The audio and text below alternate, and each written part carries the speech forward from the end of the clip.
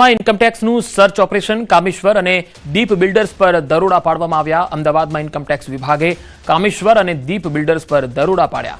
33 જગ્યાઓ પર તપાસ હાથ ધરાઈ। ડિજિટલ વ્યવહારો અને દસ્તાવેજોની તપાસ કરવામાં આવી રહી છે અને બેનામી વ્યવહારો પકડાય તેવી સંભાવના છે।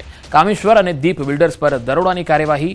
અમદાવાદમાં ઇન્કમટેક્સ વિભાગે કામેશ્વર અને દીપ બિલ્ડર્સ પર દરોડા પાડ્યા અને 33 ઠેકાણાઓ પર તપાસ શરૂ કરવામાં આવી છે। ડિજિટલ વ્યવહારો અને દસ્તાવેજોની તપાસ ચાલી રહી છે।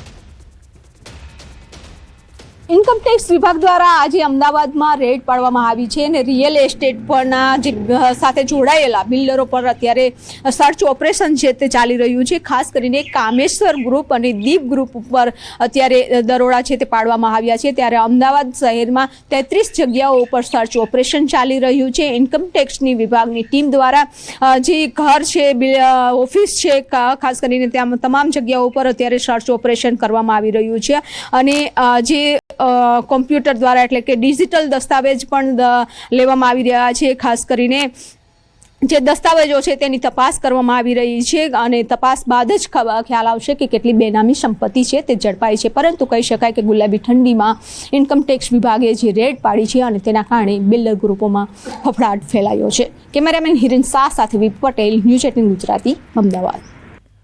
ભાજપના રાષ્ટ્રીય અધ્યક્ષની સત્તાવાર જાહેરાત થશે। રાષ્ટ્રીય અધ્યક્ષ તરીકે નીતિન નબીનની જાહેરાત થશે। પીએમ મોદી ભાજપના મુખ્ય કાર્યાલય ખાતે થોડીવારમાં પહોંચવાના છે। નીતિન નબીનના પક્ષમાં 37 નામાંકન મળ્યા હતા। નવા ચૂંટાયેલા પ્રમુખ નીતિન નબીનનું ભવ્ય સ્વાગત કરવામાં આવશે। તો પીએમ મોદી ભાજપ મુખ્ય કાર્યાલય ખાતે આવી પહોંચશે। બીજેપી રાષ્ટ્રીય અધ્યક્ષની સત્તાવાર જાહેરાત આજે થશે और इनका जो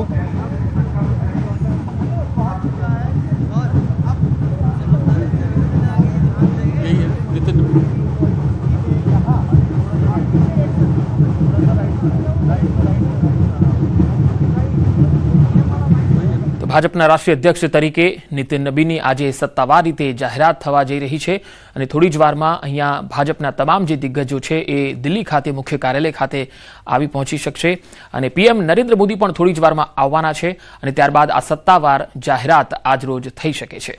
તો પીએમ મોદી ભાજપ મુખ્ય કાર્યાલય ખાતે આવી પહોંચશે। હવે નજર કરીએ કે નીતિન નબીનની રાજકીય સફર કયા પ્રકારની રહી છે।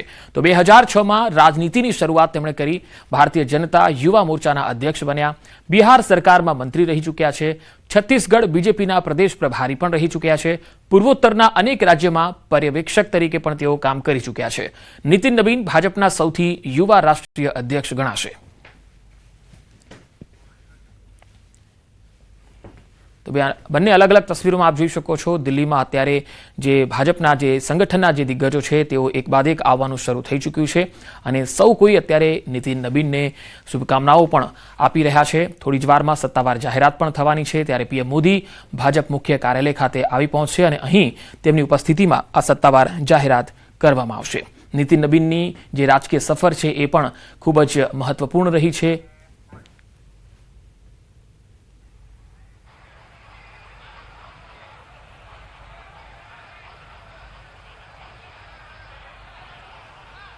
कृपया सभी से निवेदन है, बैठ जाएं।